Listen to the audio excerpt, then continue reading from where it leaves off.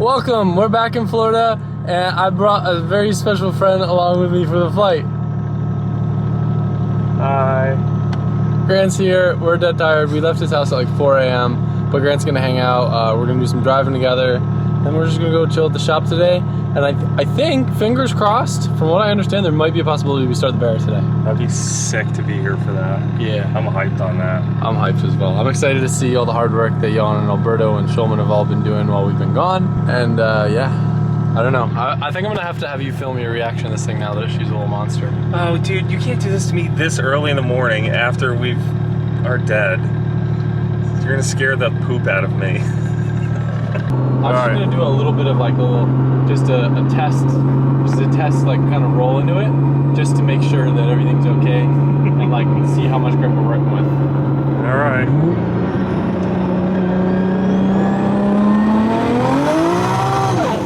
God.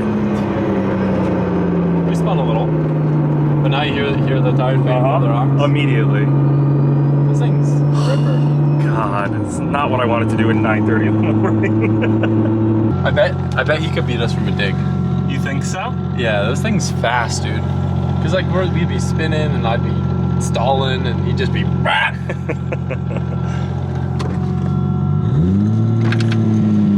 Hey, nice truck, brother. Is that thing from England? Deliver mail in that? All right, we'll do a good old 2-3. Okay. Find an open road. Yeah. Should be good. All right. I don't like where that car is. You ready? Yep.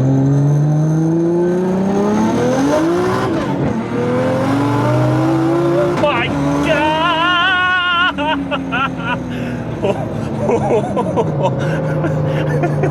I'm pretty sure the camera started to go up because we went into warp speed.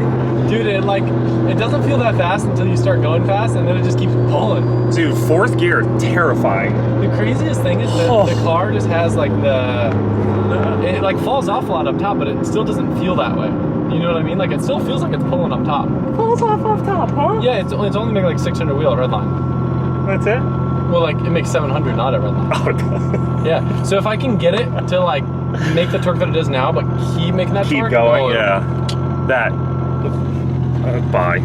So if you're wondering why Grant's here, it's actually payback more than anything.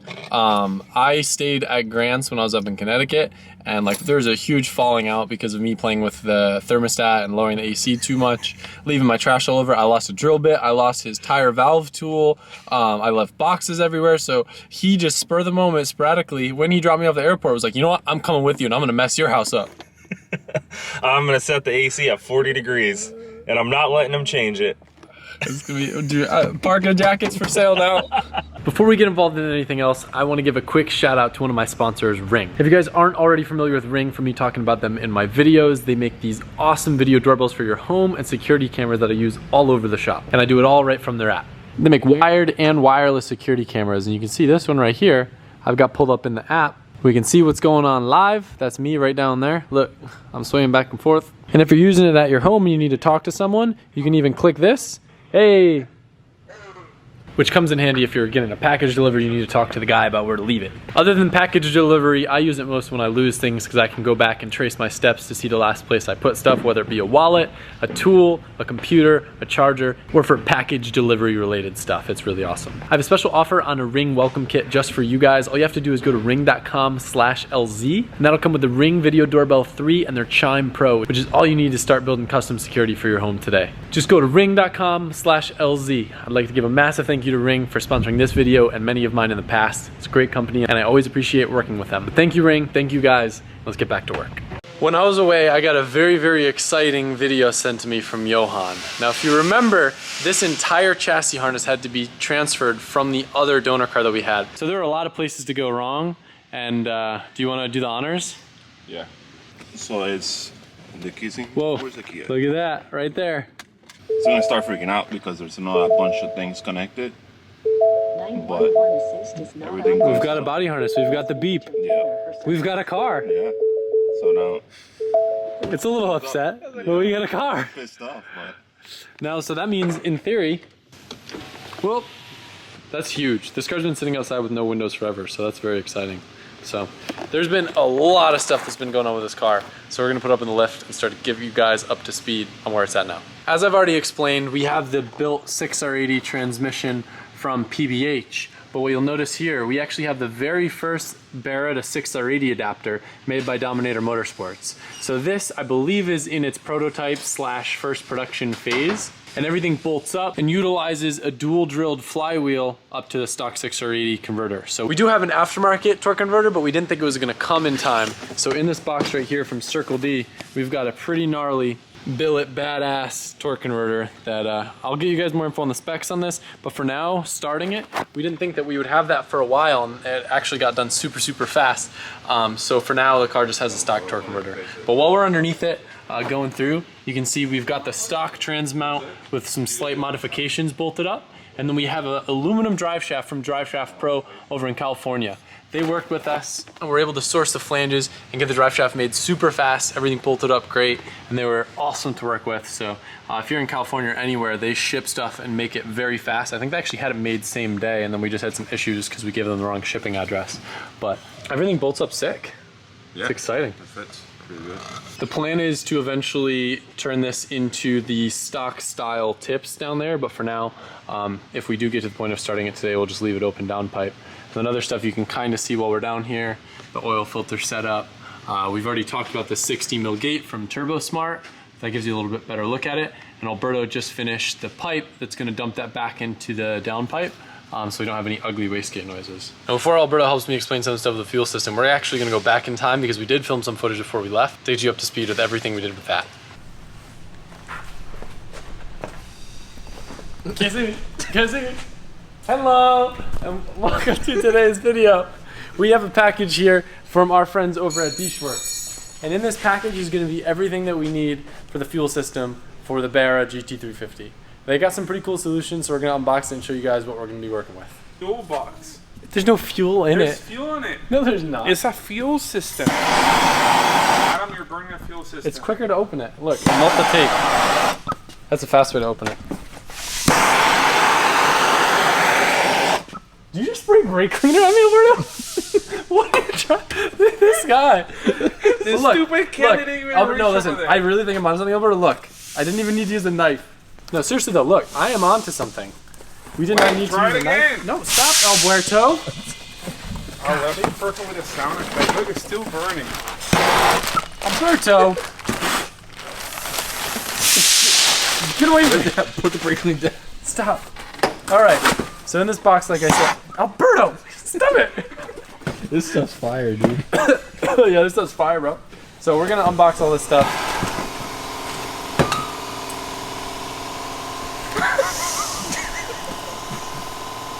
No, it doesn't have enough pressure. It might kick back at you.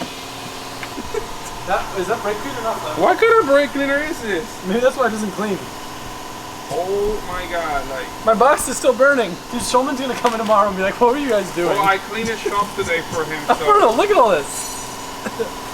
Alright, we're gonna go work on the other corner of the shop now. Oh my god, it's so smoky. Oh great, now we got two compressors on Alberto.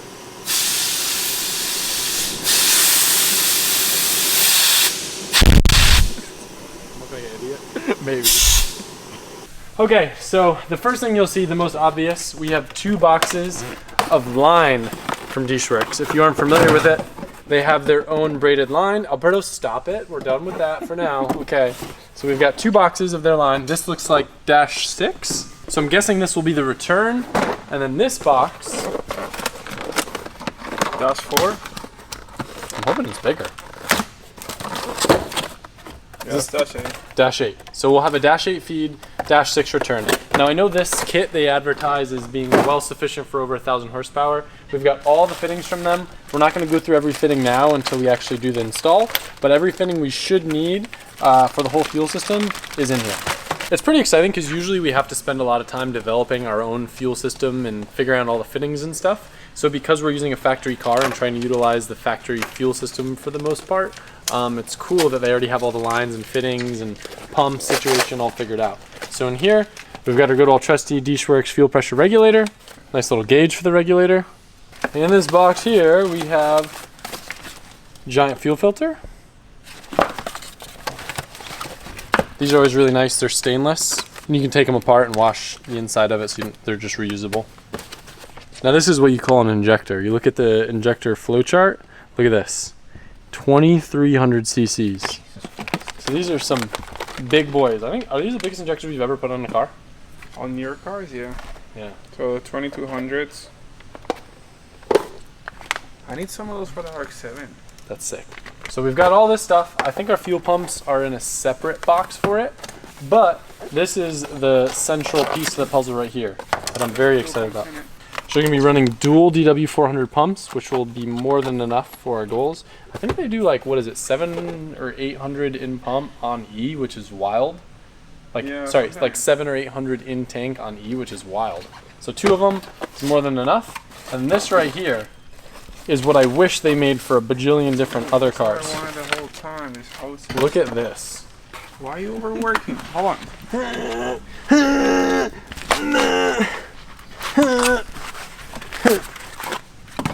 This is their own dual pump in-tank hanger kit.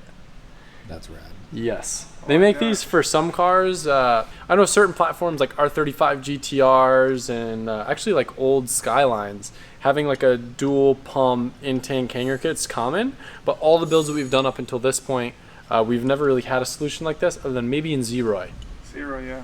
But this makes life a lot easier. You don't have to worry about surge tanks or anything. And you can just keep it real nice and simple using the whole factory fuel system, no fuel cells. And we can just put the 2 DW400s are meant to mount right in this.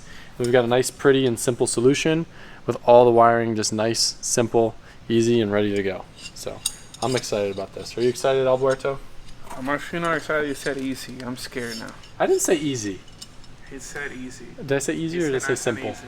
That, well, I mean, compared to, you know, working with S chassis wiring that like falls apart when you look at it. It looks like a breeze. I love that. Yeah, nice and simple wiring connections, no soldering or anything. So I'm guessing these are like inserts in case you're gonna be running the like Dishware 300 series pumps. Just to that like are smaller body. smaller. Yeah. So you put it on and then put the pump on this. So it looks like we got some lines to make. I'm excited. I like making lines. This is actually dash 10. That is the biggest fuel line we've ever ran in a car. This thing is gonna be juiced up. Spicy. Don't put that on my lens, You man. can't take it off, though. You can't take it off. Wait, jump it up into my hand. Ready? Yeah, 3, 2, I got it. 1. Ha! Never pulled out the seat of a Mustang before. It's actually really, really cool. There's these little, are they? Oh yeah, okay, right here. It's really cool. There's just like little tabs that you just kind of pull, and then the seat just pops right up, comes right out, no hardware. And then the fuel pump, there's like the biggest grommet I've ever seen. This rubber piece right here just kind of pulls out, and then underneath it, we have the fuel pump. I don't really know what I'm doing. It looks like there's a big locking plate here. There's no hardware or anything. Question is, how do I turn it?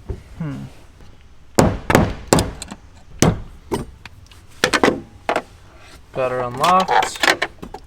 This is cool. No hardware or anything to strip like all the other cars. I don't remember if I mentioned this, but this system that comes in the car is returnless, and we're going to be doing obviously a return system. There's a lot of fuel in here. Might want to put this over a bucket so I don't just drench the car in it. Yeah. There we go. Oh, so the feed, there's like a feed line in there rather than it being built into the bucket. Alright, so now we got this baby out. Wait a second. Well, that's interesting. Everything's all built into one, unlike some cars where they have the like level sensor on the other side. Looks like is it dual fuel pumps? Yeah, it's dual fuel pumps factory. That's cool. That's probably why this car can handle being on E and actually make decent power.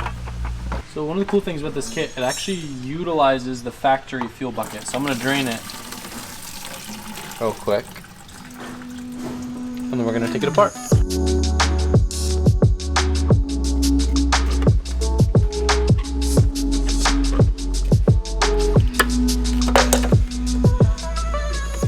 Now we have the bucket. Wow, look, there's a bunch of little debris and stuff in there.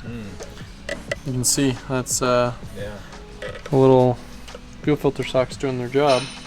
What's cool about it is the fact that it reuses all the factory style pickups, and using the factory bucket, everything's just gonna be a nice, simple install. The Dishworks kit comes with all these little clamps and everything specifically for these lines, so even this little like tiny Venturi hose has a really nice style clasp on there.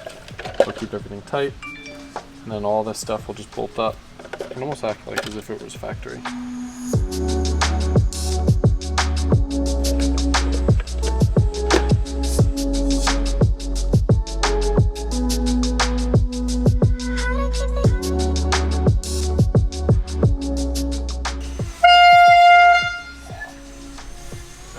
The Puerto Rican way. I'm not good with instruments. Alright guys, so in this bracket we managed to install 2 Dishwork W400s, so there's a lot of fuel. The kit comes with all the necessary hoses and crimps to install everything. It also has this siphon thingy. This one's the one that you're gonna be using for this model. I think 2011 and 2014 is different, but this one is just very simple, goes from here to here. Also nice little crimps. I never really get to use these terminals or crimps on the hoses, but it makes installation so clean compared to regular like worm gear clamps. Then for electrical connection, very simple as well. It comes with a nice crimp terminals, and then you just bend them up a little bit, about like 45 degrees to keep them from hitting the housing. So the 2 grounds go on one side, then you have individual power supplies for each one. So that means we're gonna be installing a fuel relay to power the pumps, maybe 2 relays actually, so they have plenty of current for them. Then the oil level sensor, according to the instructions, you just run the wires up straight. So obviously right goes to right, left goes to left. That means this side is gonna be positive, whichever. I'm not gonna say right or left because it's depending how you're orienting the thing. And it all should work as factory, and it does a little compressive thing too. Nice. I'll try to lay some hose in this thing. So we gotta feed a -10 fuel feed line and a -8 fuel return line. So obviously we can't fit it through the stock location, which is about here. So we're gonna try to attempt on the corner. I think there's a spot between the chassis and the gas tank. We'll have to go in blindly and see if it fits. If not, we're gonna have to try from the bottom up.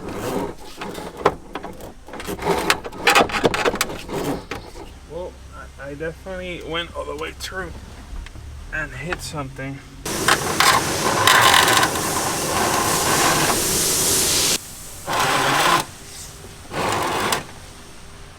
And now we're gonna feed the other one.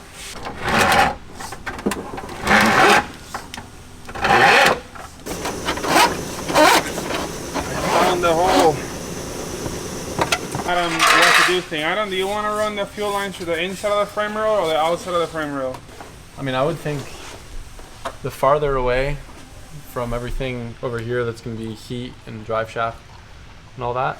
Yes, there's the factory line goes through here and the filter's here. Plus remember, we don't have exhaust no longer on this side anymore because it's on the other side only. So a quick bend of one of the e-brake brackets allows us to run the line this way.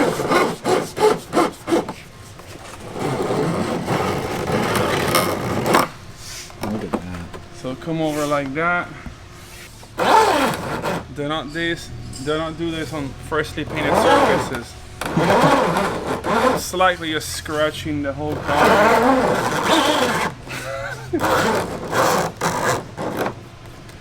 Yeah, I love that. That's actually pretty pleasant. Yeah. I ordered some dash thing of those little thingies that hold the things up, and I also ordered -10 line separators, a billet one, so it holds them like this. I think the ideal spot to do it would probably be here. Maybe we riv nut it into the frame rail. I'd just be concerned if we put it where the stock location is, it's hanging down a little bit lower than the frame rail. I'd rather have it tucked up a little bit more so we kind of have that protection in the event that I board slide this or something. Wait, you what? Board slide? I don't think that's what this car is meant to do. Yeah, but you never know. So I mean, you set it on fire, and then you're gonna do 50-50s with the car. I feel like we build things a little bit different here just because we're so used to drifting, and when you build a drift car, you're constantly going off track, or you have the risk of dirt dropping or going flying off, so you tend to try to protect things from situations like that. Or even debris, you know, you run over a tire or something and it kicks up underneath the car. the lowest hanging thing will get taken out. If that's fuel, that's sketchy. So I say we tuck it up higher. If I were Alberto, apparently he would mount it like this, right? Bro, we just zip that to the drive shaft. Okay. Well,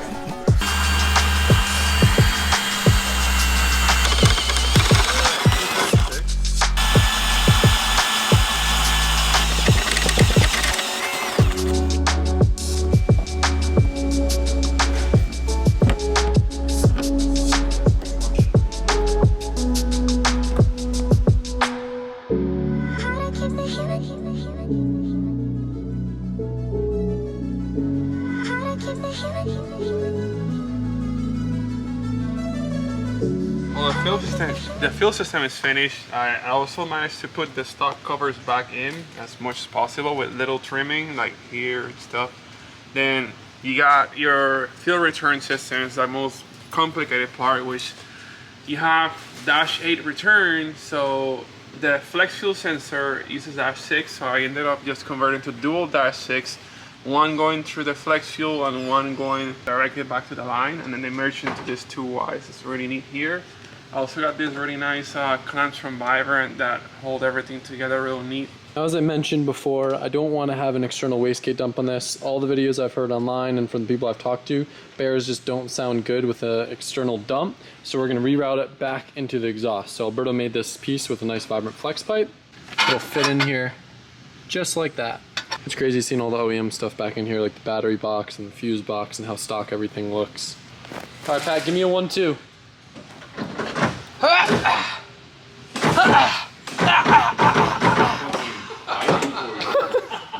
Now, I've seen a lot of you guys suggesting for the standalone on this car to go with a Haltech, and I can confirm that we did indeed go with a Haltech. The way that I look at it, Haltech's tried and true when it comes to the Barra platform. We've been taking a lot of advice from our friends down under on stuff to do with this, and choosing the Elite 2500 was kind of a no-brainer for this setup. So they've already got a base map for us figured out, so that should be pretty simple to start. But one other cool thing that we got from them is their actual terminated harness. So if this were a stock Barra, it would just be a plug-and-play ordeal. But because of the fact that we have a few different things that a stock Barra wouldn't have, like a Bosch drive-by-wire throttle body or no MAF and a map sensor instead, we had to make a few minor modifications to the harness. But overall, it's very, very nice quality. Everything's labeled, nicely wrapped, fresh plugs for all the sensors. And because of the fact that it's fully terminated, it's just like that harness that we did in Navo's Cressida that was super easy for our first start. It doesn't need to integrate with any of the chassis stuff. So for now, we're basically bypassing all the chassis stuff, and we're gonna worry about all the CAN integration down the road once the car is running. So to show you what I mean, you'll see these two wires in Johan's hand. That one's ignition, this one's what, switch power? Yeah, switch power input.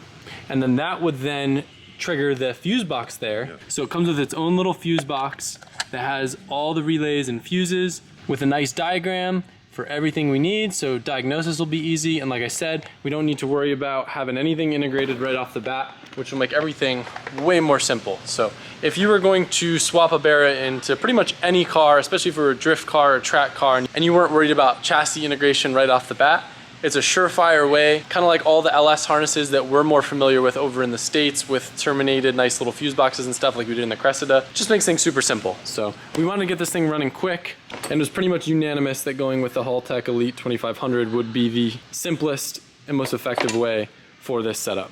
Now, since we're almost to the point where we can start cranking this engine, I'm gonna go ahead and fill this thing up with oil, which is pretty exciting, meaning we're getting that much closer. Now, going back to some more fueling stuff, we have the biggest injectors that Dishworks sells for this thing. They are 2200 cc injectors, should be more than enough for a 1200 horsepower. Goal on E85, or I should say Ignite Red E90. So we're gonna pop these in the intake manifold, get it on, and then hopefully get this thing started up. Got these things lubed up with some nice dielectric grease, and then we'll just work the O-rings in slowly. Make sure we don't get any tears. All right, so Haltech already got us over a base map with all the info that we gave them, the injector flow chart and everything. They had it to us about 10 minutes after I gave them the info. Sending it to the ECU right now, and we'll see if she runs.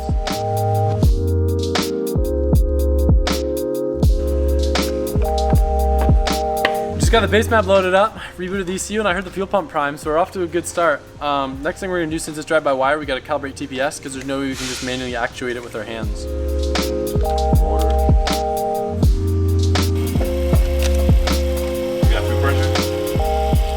So So we had to rewire a couple things just because of the Bosch drive-by-wire throttle body, but we got it working now. And when Grant presses the pedal, you can actually hear it opening and closing the throttle, which is pretty tight.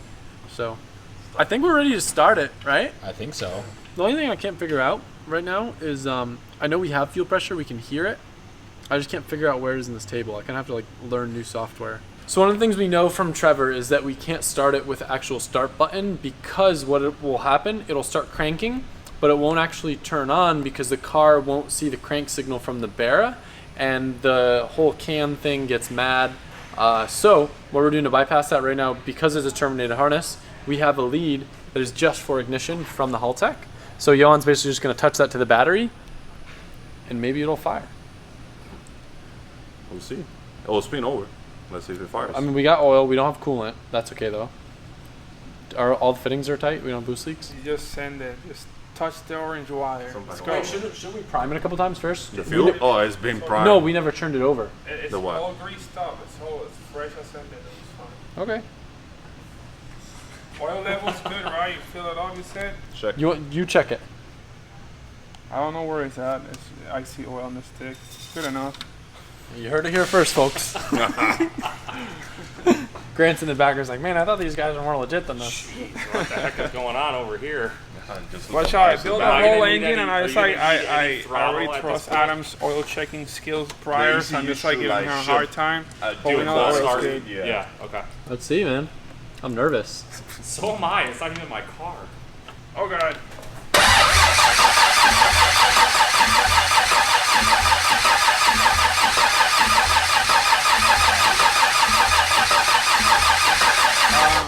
Can you check over there if it's doing anything on the computer? It doesn't sound like it's getting fuel.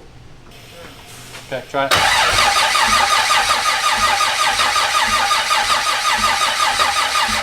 I was on the phone with Freddie, and our first issue that we're trying to address right now, as we crank, the RPM reading is like flashing 250, 0, 250, 0, which means there's probably some sort of power issue or possibly like a sync issue between the cam and the crank signal. So right now, there's not a lot of engine ground, so we're gonna try to add some, see if that maybe makes it crank faster and we get a consistent reading on RPM. Because if that's what it's reading, then stuff's not firing right, and that would explain why it's not turning on. We're cranking way faster now. Yeah. It went to like 7, 8 or something. I might fire. Yeah, it might fire now with a jumper. I could feel the Australia. Hey there, boy. Is it gonna be your own now? Like, mate. Can I get that one more time? Hey there, boy. We're about to fire. Good on, mate. I'm out in the bush, balling off my friend. It's in my ute. Yeah.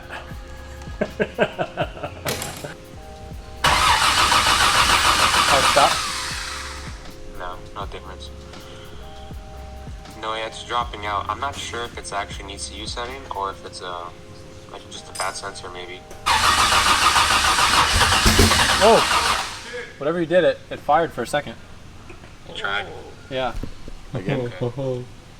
So like on a crank trigger, so like the ECU needs to see the crank trigger, which is just, you know, like let's say 60 teeth in a row, and then there's, let's say, like 1 teeth on the cam. It needs to like line up so it can find top dead center. You know what I mean? So like it needs to synchronize. So we just pretty much are ignoring the cam sensor. Got it. Should we plug them back in or no? The cams. You can plug them back in. You ready to log, Freddie? Tell us when you're logging and we'll crank it. Alright, we're ready. Crank it.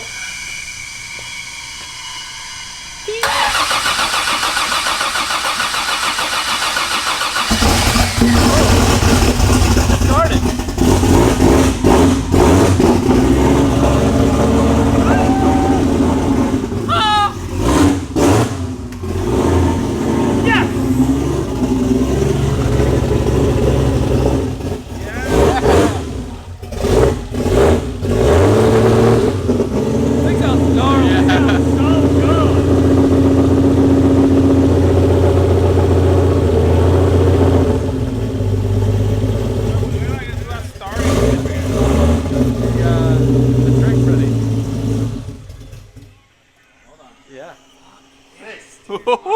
Yes! Pretty cool. Ready? Take 2. Let's do it. I'm I'm gonna try no throttle and see if it starts.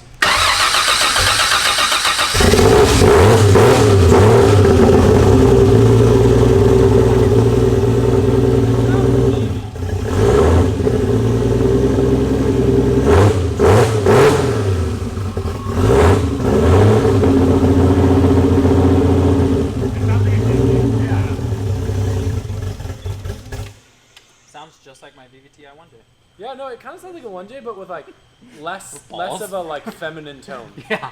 Deeper. Testosterone. Yeah, it's like someone took a 1J and just like It's almost like through puberty. it's almost like Ford's version of a 1J. it's almost like the 1J tried to be the Barra but just like failed miserably. It's like it's voice cracked and AC! God damn it. Worth I'd it. rather die from carbon monoxide than pay for this electric bill.